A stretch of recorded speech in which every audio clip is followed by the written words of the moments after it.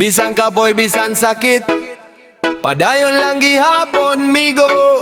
Kinabuhi kinahanglan na tubangon, trabaho bisag lain ang lawas. Sayo sa buntag mata na pud, bisan ang lawas murag di kapoy ug gikulbaan ng bulsa. Walay sulod ang tiyan nagkotoy, mao nga mangitad pagi bisan lisod. Init sa adlaw, ulan sa gabi, walay reklamo bisan bugat ang paminaw. Kayang pamilya nagulat sa balay, paningkamot lang bisan nun sa pay mahitabo. Trabaho bisag lain ang lawas, padayong gihapon bisan kapoy ug luya.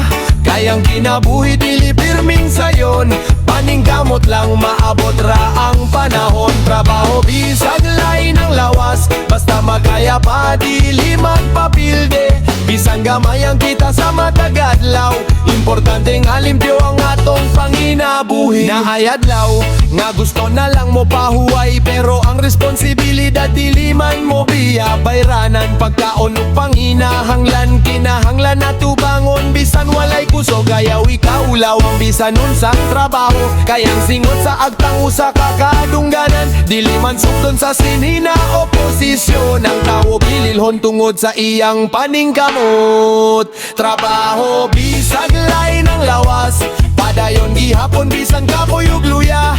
Kayang kinabuhi dili pirming sayon, paningkamot lang maabot ra ang panahon. Trabaho bisag lain ang lawas, basta makaya pa dili magpapilde. Bisan gamay ang kita sa matagadlaw, importante nga limpyo ang atong panginabuhi.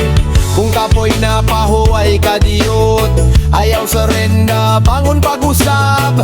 Ang kalisod mo labay ra usab, basta adunay paglaom sa kasing-kasing. Trabaho bisag lain ang lawas, padayon gihapon hangtod makaya. Ang singot karon mahimong kalipay, ug ang paningkamot mahimong